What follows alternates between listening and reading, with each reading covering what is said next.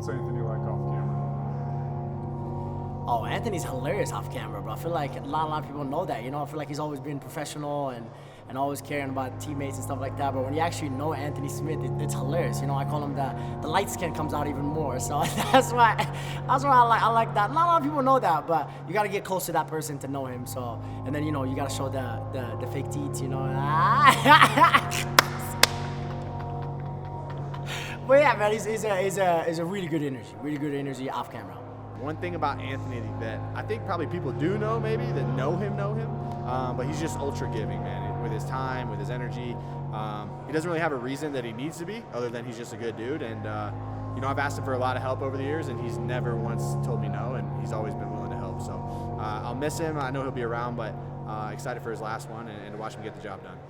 Do you remember your first martial arts class? What made you walk through that door? You know, it's funny. I started fighting before I started training. I had 4 amateur fights before I'd ever stepped in any kind of gym or martial arts class. I was a wrestler growing up and had done a little bit of boxing, but yeah, I fought 4 times before I ever trained. That's crazy. Yeah, it's nuts, right? Who were you before you ever threw a punch? Man, before I ever threw a punch, I was lost. I was lost in life. I was like just a ship floating in the sea with no direction. I didn't know what the hell I was gonna do. It was like a sad, real tough time for me. I think it's pretty well documented. I've suffered a lot of loss in my life, and a lot of that started when I was like a late teenager. So yeah, I was really struggling. I was really lost in life before I started fighting. So your grandfather helped raise you. What kind of impact did he leave on you? Yeah, my dad wasn't around. My mom was a single mom, and so the only real father figure I had until he passed away when I was 14 was my grandfather. And man, I mean, he taught me everything I know about being a man. How to treat women, how to treat your family, how to treat your kids, what your role in the world is. Yeah, he had a huge influence on who I became as a person. What's the best lesson he ever taught you? The best lesson my grandpa ever taught me was no one gives a shit about how you feel. There's things that you're responsible for. There's things that you have to do. There's just responsibilities that you hold as an adult and as a man, and no one cares about how you feel. You have to do it, and that's kind of where I go with that motivation thing. I kind of expanded on that in my own life, that motivation is fake, and that it's really people want to feel good about doing something. You don't always have to feel good about it, and that stemmed from my grandpa. So you grew up in the Midwest. Why did you stay? Man, I love the Midwest. I never had a reason to leave. I was able to travel and train, and I wanted to raise my kids in like a hearty community with a sense of village, and a place that's safe where my kids can ride their bicycle to the park with their friends and not worry about them getting hit by a car on the highway or just a bunch of freaks around. It's an incredible place to raise a family, and it's home. I can travel wherever I gotta go and do what I have to do for work and training and all of that stuff, but when I leave those places, I come home, and it's always felt like home, and I just never wanted to leave. What does it mean to be an American to you? Man, to be an American to me means just to be free and have the ability and the opportunities to do whatever it is that makes you happy. I know that there's a lot of contention in the world, and one side's always arguing with the other, but as a person who travels the world frequently, I always look forward to coming home. I think maybe if other people had perspectives like that, we might be in a different place. And it doesn't matter what side you're on. I love this country and everything about it. I feel the same way. Yeah, it's crazy. Yeah. It's crazy. So now we're going to talk about your path as a fighter. Yeah. So if you could say one thing to your younger self before your first fight, what would it be? If I could say one thing to my younger self before I ever was a fighter, man, I would say just hold on, because this is about to be crazy. I wasn't prepared for, like looking back, I wasn't prepared for what I was getting myself into and had no idea where this was gonna go. I think I would have just assured myself to just hold on, strap in, because it's gonna end up being okay. Okay, so you had 36 MMA fights before quitting your job as a concrete finisher. Yeah. Tell us more about those times. At what point did you believe this could be a real career? I always believed that this could be a real career. But I had to, I had a family while I was chasing this dream. So it's something that I always push to the younger guys. If you're struggling and you're grinding and you're trying to make it at the highest level, you have to have a job at the same time. And I know that's not what people want to hear, but if you don't, then you put yourself in this situation where you're fighting for money, and you never want to do this because you need the money. So you got to be able to support yourself another way. I had a child, and I had been cut from the UFC in 2013, and I had to get a job. And so I was a concrete finisher for a long time. I was always doing things before that, but it was a tough grind though. Like I'd work 40 hours a week. Fortunately, I was able to work for people that were able to work with me and help me out with my schedule and stuff like that. But I'd work 40 hours a week doing residential concrete and on mostly new homes that I never thought I'd ever be able to afford to live in. And then I'd go to practice at night, and a lot of times I trained in the morning before. Kind of a cool story. I was doing concrete one time in this really nice neighborhood in West Omaha, and I remember just seeing these people walking around the neighborhood, and in the middle of the week, like middle of the day, middle of the week, and I remember thinking, like, man, what do these people do for a living, where they can just be home all the time in the middle of the day? And I remember thinking that, man, maybe someday I could like live in a neighborhood like this or something. I now live 2 houses away from the house that we were working on. I was like, I'll never be able to live here. Like, man, these fucking houses are so nice, and what do these people do for a living? Like, I just couldn't figure it out. And then I remember looking at the house, and like when we got there to look at it, it was like, it was expensive, but it was like not out of my price range. I was like looking at it, I was like, man, wait a second. I've been in this neighborhood. I was like looking around, and I remember asking the real estate lady, I said, is there a house 2 doors, like, because it's kind of around a corner, is there a house like two houses down with a fountain in the front? And she goes, yeah, it's got Circle Drive. I said, yeah. I did that driveway. And like it hit me, I'm like, holy fuck, this is crazy. You've had 59 pro fights. Do you still love it? Man, I love everything about this game still. Even 59 pro fights in. I still love being in the room and the training. It's the things that surround the sport that are becoming difficult. It's the travel and being away from my family and being away from my kids and the toll it's taken on my body. But being in here on the mats is like my favorite thing in the world. The camaraderie with the guys and just the riffing with your friends, and the walk to the octagon is like no other thing in the world. There's no other rush you can get. And when the referee says, are you ready? Are you ready? Like the spike of adrenaline that you feel, I don't know how I'm gonna deal without it. I think that's the biggest fear for me in retirement, is how I satisfy that urge. But I still love everything about this game. Never pulled out of a fight. What's your secret? Yeah, 59 professional fights. I've never pulled out of a fight. I don't know what the secret is. I think I just care so much that I just always find a way. I mean, it's not that I've never gone in injured or dealing with some things or maybe in situations where I should have pulled out. It goes back to this ego thing that I can't shake. I like to think I'm a pretty humble person, but I can't say out loud that I can't do it. I'm just unable to say it.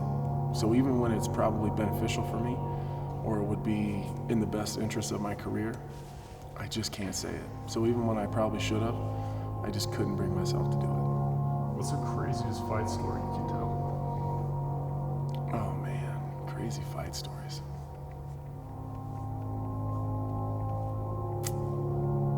I got a lot. I don't know how many I can tell, but okay. I'm fighting on the regional scene, and fighting this guy named Lucas St. Clair. He was real good on the regional scene. Real tough dude. Real tough Native American cat. Super cool dude, but just tough as shit. And so we signed the fight, and turns out he had signed the contract, the bout agreement, from jail on the res. And we get there, we fight. It's so hard. To this day, it was so hard. I think I get like a second round armbar or something, but it wasn't going great for me up until that point. And then afterwards, he was super fun. He was cool. He was like, "Hey man, let's hang out. Let's have some drinks or something." You know, that was kind of that was the lifestyle back then. Like you traveled from city to city to city, you know, cornering or fighting or whatever, and then you just kind of partied it up afterwards. And so like, yeah, I'll just meet you back at the hotel. Well, I kind of like dragged my feet getting there, and I slide my key card in this like Roach Motel that they have us in, and open the door, and Lucas St. Clair's already in my room. He's already in my room. He's got 3 or 4 guys with him. He's got girls with him, and they're already partying. They're like, they got my shit pushed off the bed. Like, to this day, I have no idea how he got in my room. He drop kicked my window AC unit out of the window, like from the 2nd story. It was one of the wildest times, but to this day, that trip always stands out in my head. It was just a crazy scenario. So what is it like being a daughter's dad?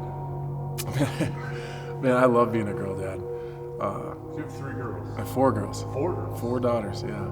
I love being a father to 4 daughters. And I don't know what I would do with a boy. I got this girl thing down. I don't even know where I'd begin trying to raise a boy. I'm guaranteed that at least one of the 4 are gonna take care of me when I'm a crusty old man. I'm pretty sure I'm not gonna get shipped away to a nursing home or left for dead. So there's also that, but I think it's what I needed too, though, like just to counter the crazy side of my life, and I've always kind of been a softer person. You know, I was raised by mostly women. In my life, I'm surrounded by women, and so it's comfortable. You know, it's easy, and it's, I don't know, I like it. I like it a lot. Would you want your daughter to marry someone like you? No, I wouldn't want any of my daughters to marry someone like me. I took a really hard path here to this thing that people see now that is, you know, looks like success in the easy road, but I struggled a lot. I made a lot of mistakes. I don't ever think that I wouldn't characterize myself as a person that ever treated people badly or was bad to people, but the whole idea of doing all this was to put myself and my family in a great spot. And I'll never apologize for starting my kids on third base. I'm never going to apologize for that. I think that you can do that and still instill values of a good human without having to do all the struggling. And like, I did that so they don't have to. So I'd like them to marry someone who came from a similar place where they have great values without the pain and the struggle and the mistakes. Okay, so what's the one piece of advice you'd give for a couple to have a happy family life? To a couple, advice I would give a couple for a happy family advice, I would say, well, first you gotta find someone that like you truly support and that truly supports you, and then just lean into each other. My wife has never questioned me. Even when we met, I was homeless and talked about this thing that I wanted to do and this dream that I had, and there was never a like, that's crazy, that's kind of weird. It was always like, yeah, you should do that. It was just always support, and it was always uplifting, and it was always, she's just been the person in the background that kind of patches me up when I'm down and beat up and pushes me back into the light without ever wanting any of it. I think it's finding someone like that is just there to support you and doesn't necessarily want something in return. And it's just really about the love. You just gotta lean into that. I think that's just, it sounds corny, but that's the basis of everything. You just gotta lean into the love. When your career is over, what do you want people to say about Anthony Smith? Man, this is the easiest question I could ever answer. When this is all said and done and the dust settles, and I think that, at least in our game, I think people are usually more respected when it's over than when it's happening. But I just want people to know how hard I tried. That maybe I didn't get to the world title, or maybe I don't have the sexiest stats, I don't have the craziest records or anything like that, but I tried really hard, and it got me to where I am now. I never gave up, I never shied away from a challenge, I never turned down a fight, I never pulled out of a fight. I just tried so fucking hard to do the best that I possibly could do, and I did it with the smallest amount of talent compared to a lot of guys in this game. I shouldn't have made it nearly as far as I did, and I really think that my effort pushed me through a lot of those situations. What does it mean to be a man? That's fucking deep. What does it mean to be a man? I think being a man just means handling your business, and this would be the best way for me to answer this question. What does it mean to be a man? Some people have people, right? Everyone has people that they lean on, that they rely on, that they look to when they have problems. I think being a man is not having people, because you are people's people, if that makes any sense. That's what it is. That's what it kind of means to me, is I just handle my business, I do what I'm supposed to do, and for the people that are in my circle, I want to be the safety net. My friends don't worry that they're ever going to be homeless, because I'll never allow that to happen for my close friends and my family. Nobody worries about that. Nobody's going to struggle and figure out how they're going to get to work, because that's my position in my life, is I'm the safety net, that if everything else goes wrong, Anthony will help at least get me back to my feet. If something puts you to your knees, he'll get me back to my feet. That's not always financial. A lot of that's conversational. That's advice. That's motivation. That's everything. For the people that are in my circle, that's what it means to be a man to me. What would you tell a young man trying to figure it out? Man, to a young man trying to figure it out, I would tell them that it's not that fucking serious. That these each individual problems that you run across at the time seem like it's the worst thing in the world. And sometimes they start to pile up on top of each other, and if you can just isolate one of those at a time and just fix one problem at a time, I think as men, especially young men, you want to fix everything and you want it all to go away, and you're shouldering all these things and you just want them all off of your back. But that's not the position that we're in. That's not how life really works. You don't get to just shed every problem at the same time. You got to pick one off and you got to fix it, and then you can put it to the side, and you just have to keep your one foot going in front of the other while you're doing that. And for whatever reason, that was something that just came very natural to me when I was younger. I think a lot of it was my grandpa. I carry all the weight, and I just take one step at a time while I'm trying to shake as many things as I can. And at some point in time, you're going to make it to this end of this road, and you're going to realize, I don't really have a lot on my shoulders right now.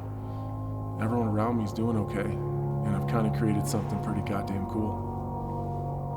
Okay, so how does knowing this will be your last fight change your preparation for the fight? Going into this prep, knowing that it's my last training camp and the last time I get to do this, it's been fun. Because it's just, I'm enjoying it. I'm kind of living in the moment. I'm enjoying each practice, each session with Mark, each part of the game. I'm just really enjoying. And I think through my whole career here at Factory X, through my whole career here at Factory X, Mark has always said, you got to enjoy the process. You got to enjoy the process. And you're always like, yeah, I get that. But I don't know that I've ever really embraced that. I don't know that I knew what Mark meant by that.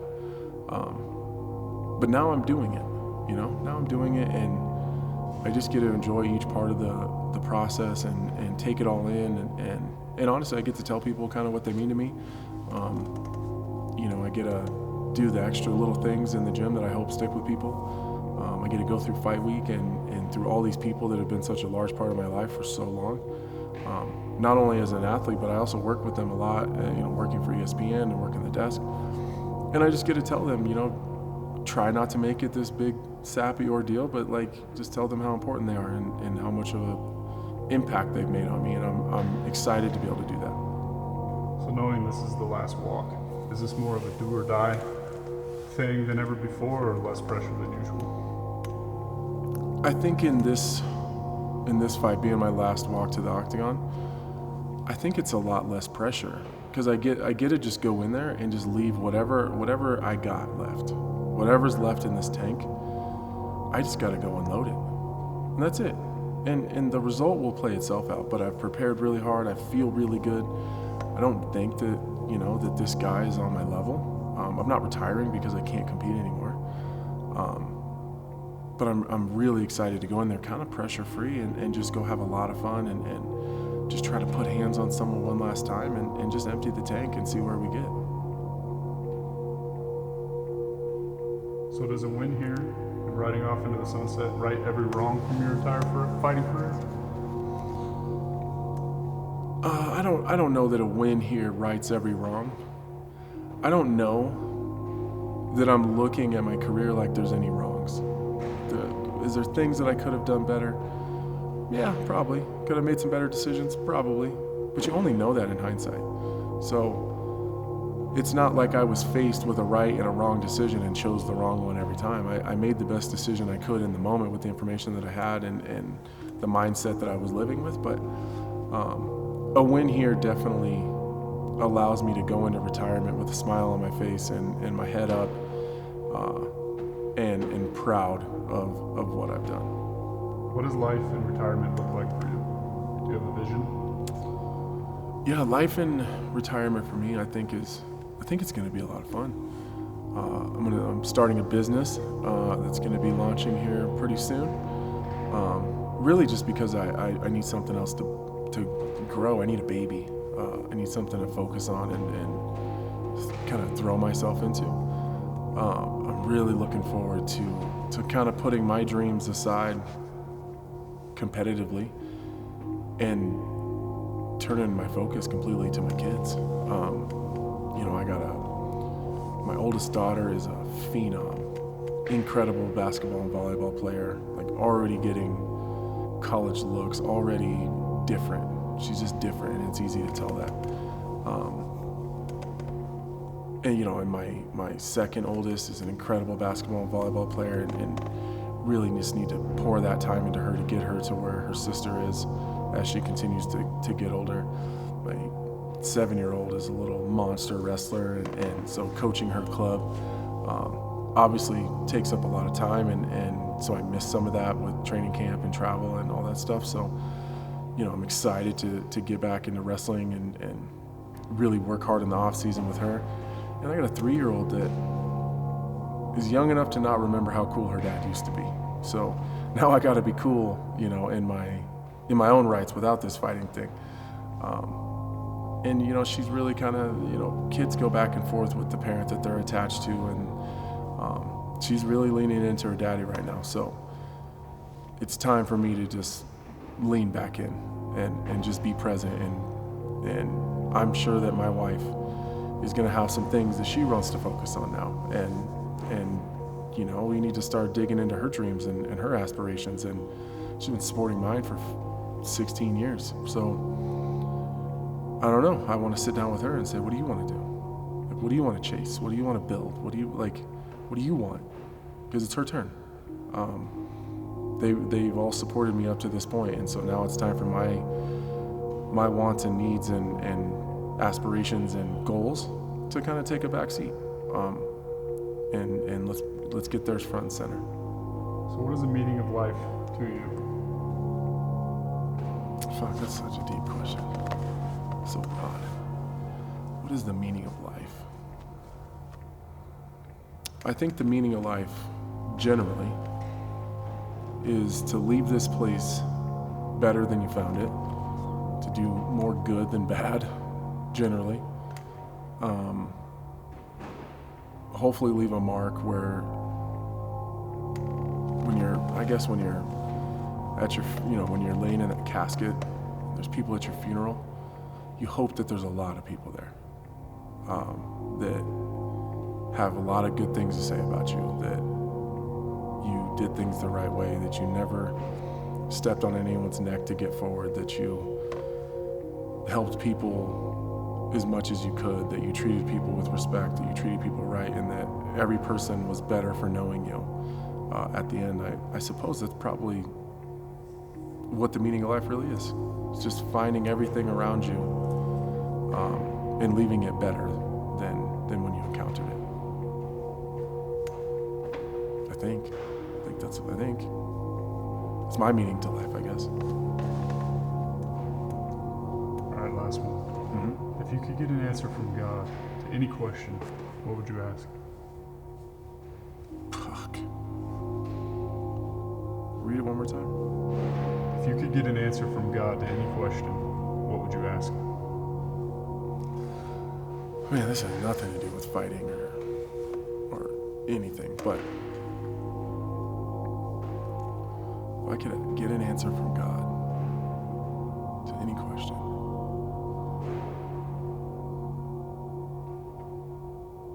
I would ask, it's kind of a two-part question. Why is there so many bad things that happen to such good people? I think it's probably the biggest. I ask this question myself all the time. Like, you watch the news and like the shit that's going on in the world and the things that people do to other people. I just don't know why it happens. There's got to be an answer, right? Like, God has to have the answer to that. And I just don't know why so many terrible things happen to so many good people. That's my question. That's what I would ask God.